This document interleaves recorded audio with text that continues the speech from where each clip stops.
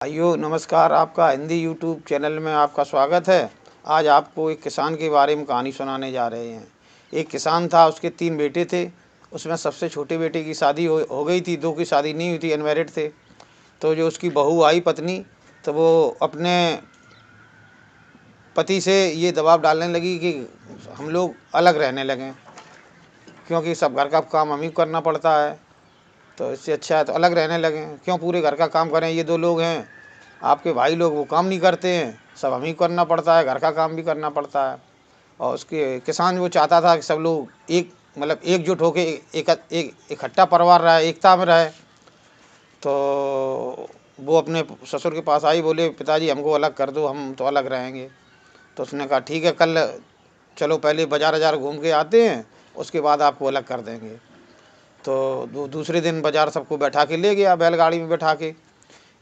जब बैलगाड़ी में बैठा के ले गया तो वहीं रुका रात में। बोला कि अपने बड़े बेटे को बुलाया कि लो ये 5 रुपए दिए कि जाओ बाज़ार से कुछ सामान ले आओ, हम लोगों के लिए भी, और ये बैल हैं इनके लिए भी बाज़ार से कुछ सामान ले आओ। तो बड़ा बेटा 5 रुपया लेके बाज़ार में गया। तो 5 रुपए में क्या मिलता है, तो उसने बहुत पूरा बाज़ार घूमा। फिर उसने दिमाग लगाया कि क्या करें। तो गाजर बिक रही थी। तो गाजर उसने पूछा ये पैकेट पूरा कितने का है, तो बोला 5 रुपए का। तो उसने वो पैकेट ही ले लिया और अपने सर पे रखा, सर पे रख के वही आ गया जहाँ रुके थे सब लोग।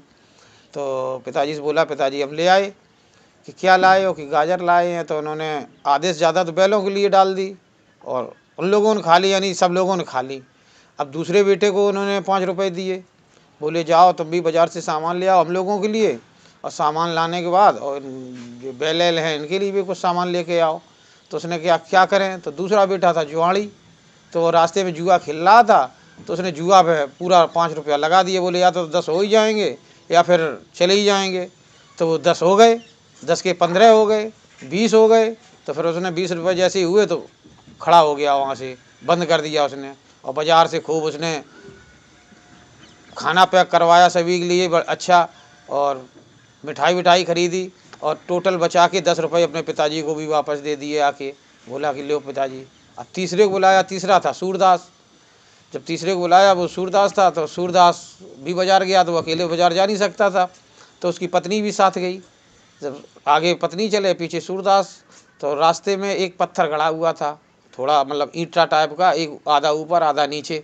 तो उसमें उसका सूरदास का पैर लगा, तो सूरदास जी गिर पड़े। सूरदास जी बोले ये क्या था। तो उसकी पत्नी बोली कि ईंटा रास्ते में गड़ा हुआ है। तो सूरदास जी बोले रुको। तो पत्नी रुक गई कि एक लकड़ी वकड़ी ले आओ।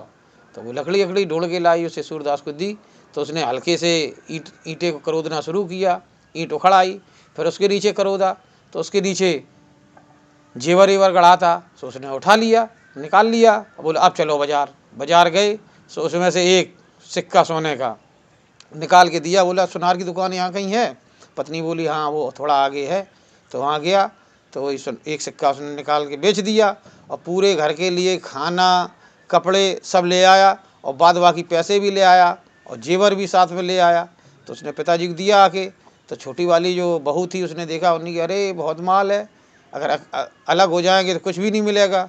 तो वो कहने लगी नहीं पिताजी हम तो सम्मिलित ही रहेंगे, सबके साथ ही इकट्ठा रहेंगे। तो कुल मिला के एकता में बहुत बल होता है, और सब लोगों को इकट्ठा ही रहना चाहिए, यानी सम्मिलित परिवार रहना चाहिए। यही हमारा कहानी का सारांश है। अगर कहानी पसंद आई हो तो सब्सक्राइब कर लें।